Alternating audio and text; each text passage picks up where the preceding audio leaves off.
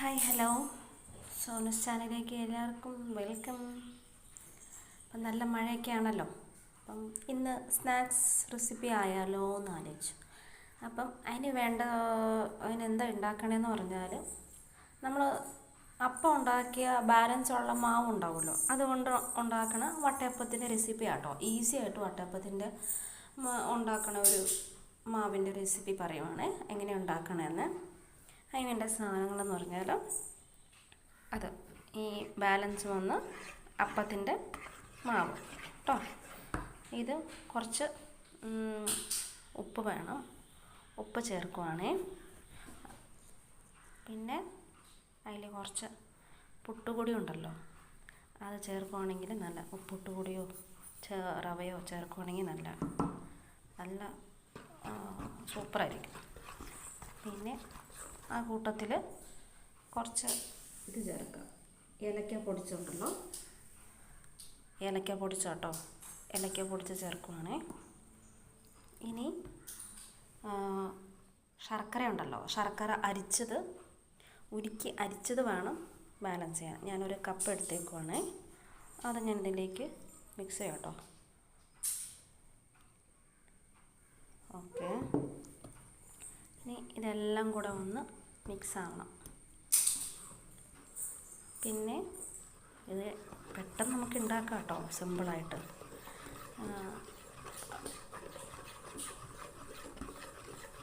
നന്നായിട്ടൊന്ന് ആ കട്ടയൊക്കെ ഒന്ന് ഉടയുന്ന വരെ നന്നായിട്ടൊന്ന് ഇളക്കി കൊടുക്കണം.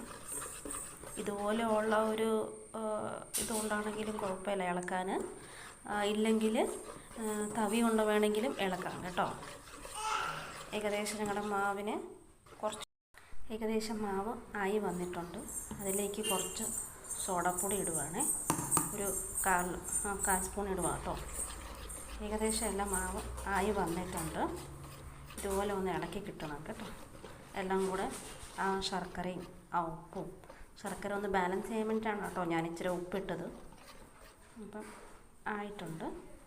ഇനി ഞങ്ങൾ ഇതിൽ ഒരു കേക്കിൻ്റെ ഒരു ടിന്നോ എന്താ പറയുക, കേക്ക് ഉണ്ടാക്കണ പാത്രം ഉണ്ടല്ലോ, അതുകൂട്ട് ഒരു റൗണ്ട് പാത്രം എടുക്കുക, അല്ലെങ്കിൽ ഇഡ്ഡലി പാത്രത്തിലോ നിങ്ങൾക്ക് ഏത് പാത്രത്തിൽ വേണമെങ്കിലും എടുക്കാം കേട്ടോ.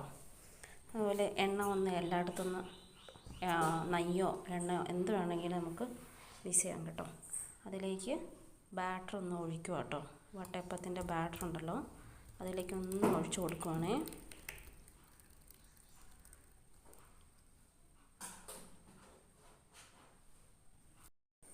ഏകദേശം ബാറ്ററെല്ലാം സെറ്റായിട്ടുണ്ട്. കുറച്ചൊന്ന് ഗാർണിഷ് ചെയ്യാൻ വേണ്ടി ഡ്രൈ നട്ട്സ് ഉണ്ടല്ലോ, അതിലേക്ക് ഞാൻ ഉണക്കമുന്തിരി ഒന്ന് കഴുകിയെടുത്തിട്ടുണ്ട്. കഴുകിയെടുത്തത് വേണം യൂസ് ചെയ്യാൻ, അതിൽ കല്ലോ പൊടിയോ ഉണ്ടാവും. ജസ്റ്റ് അവിടെ എവിടെയൊക്കെ ഒന്ന് ജസ്റ്റ് ഒന്ന് വെച്ച് കൊടുക്കും കേട്ടോ. ഇനി കശുവണ്ടി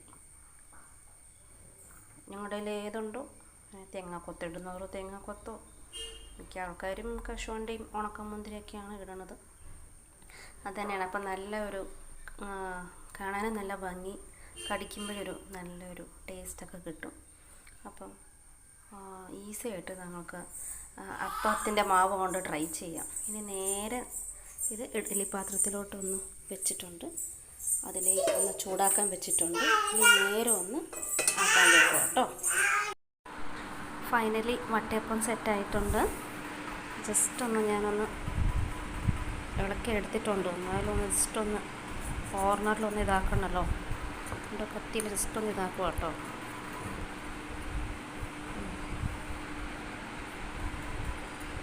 നോക്കാം കമത്താൻ പറ്റുമെന്നേ.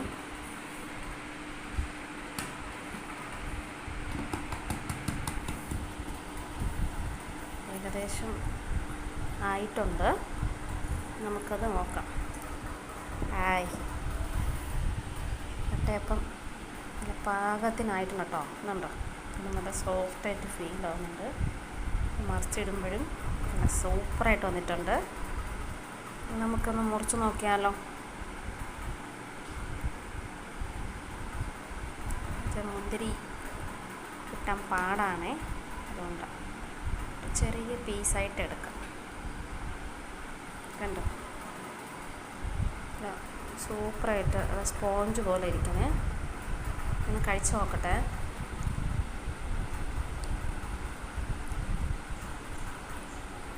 നല്ല ടേസ്റ്റാണ് കേട്ടോ, നല്ല സൂപ്പറാണേ, നല്ല സൂപ്പറാണ്. എല്ലാവർക്കും ട്രൈ ചെയ്യാം. അപ്പത്തിൻ്റെ മാവ് കൊണ്ടും വേണമെങ്കിലും ചെയ്യാം, അല്ലാതെ അരി വെള്ളത്തിൽ കുതിർത്തിട്ടോ അരിപ്പൊടി ഇട്ടോ എങ്ങനെ വേണമെങ്കിലും. ഞാൻ ഉണ്ടാക്കിയ റെസിപ്പി കാണിച്ചു തന്നേ ഉള്ളൂ. നിങ്ങൾക്ക് ഇഷ്ടം ആവുകയാണെങ്കിൽ ലൈക്ക് ചെയ്യണം, സബ്സ്ക്രൈബ് ചെയ്യണം, ഷെയർ ചെയ്യണം. നല്ല സൂപ്പറുണ്ട് കേട്ടോ, നല്ല ടേസ്റ്റ് ഉണ്ട്. മധുരം നല്ല പാകത്തിനായിട്ടുണ്ട് കേട്ടോ. അപ്പം നെക്സ്റ്റ് റെസിപ്പി വരുന്നവരെ വെയിറ്റ് ചെയ്യാം.